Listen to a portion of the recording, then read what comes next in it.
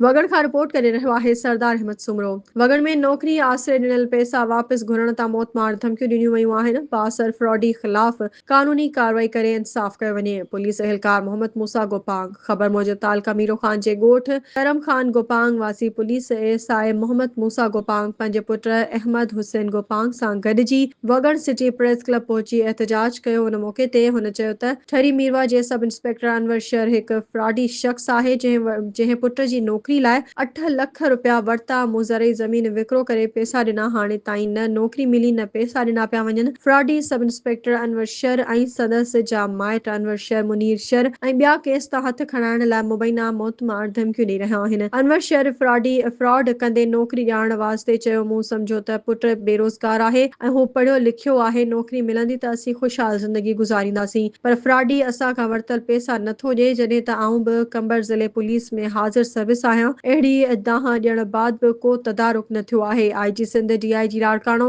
SSP कंबर ऐं ॿिया नोटिस वठी फ्रॉडी इंस्पेक्टर अनवर शर समेत धमकियूं ॾींदड़नि ख़िलाफ़ कार्रवाई करे मूंसां इंसाफ़ कयो वञे।